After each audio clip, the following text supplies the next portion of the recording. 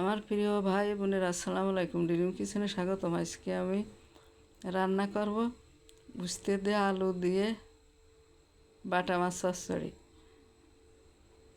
তা প্রথমে লাগবে উস্তেগুলো ভালো করে আমি কুটিয়ে নিচ্ছি পাতলা পাতলা করে নিয়ে, তারপর কুটা হলে আলু কুটিয়ে দেবো। আলু দিয়ে উস্তে দিয়ে মাছ দিয়ে একসাথে রান্না করবো।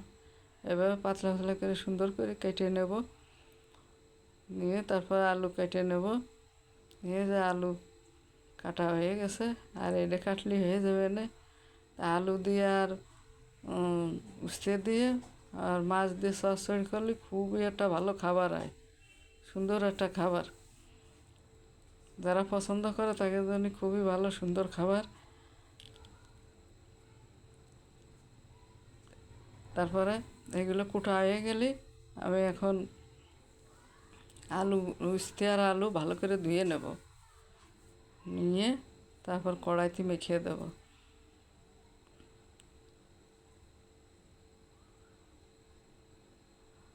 কুটা আমার শেষ, এখন ধুয়ে নিয়ে আসি।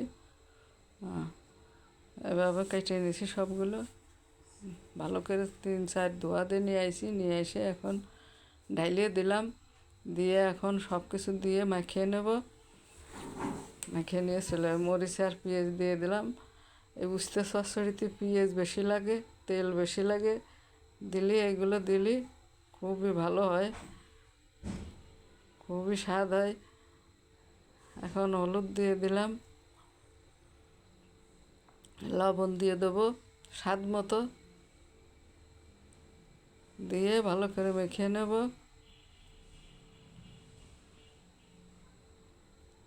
ভালো করে চটকিয়ে মেখে নিলে চচ্চড়ির স্বাদ বেশি হয়। পেঁয়াজটা মরিচটা চটকায় ওর ভিতরে ঝাল হয়ে যায়, এর তেলটা একটু বেশি দেওয়া লাগবে। তেল বেশি না দিলে এই উস্তে চচ্চড়ি মজা লাগে না, তাই মজা লাগার জন্য তেল বেশি দিছি। এখন মাখানো হয়ে গেল, এখন আমি পানি দিয়ে দেবো।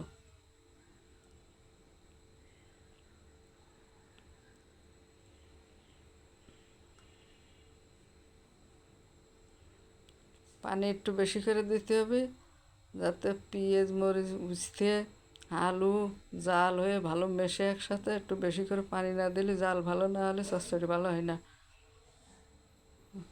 বাটা মাছগুলো ছিটিয়ে দিলাম ওর উপরে। হলো টাকি মাছ, টাকি মাছ আছে, বাটা মাছ আছে, দিয়ে দিলাম। এখানে চুলায় জাল ধরাই দিছি, এখন জাল হতে থাক। আস্তে আস্তে চচ্চড়িটা হয়ে যাবে না। এভাবে রান্না করতে হবে, তাহলে চচ্চড়িটা খুব মজা হবে। আর পানি আরও শুকোতে হবে, তারপরে নামাই নেব। জাল হতে থাক। হ্যাঁ, এবার হয়ে গেছে, চচ্চড়িটা আবার হয়ে গেছে, এখন নামিয়ে নেব।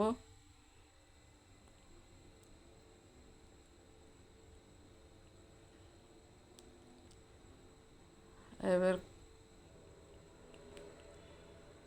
একটা বলে ঢেলে নিচ্ছে তরকারিটা।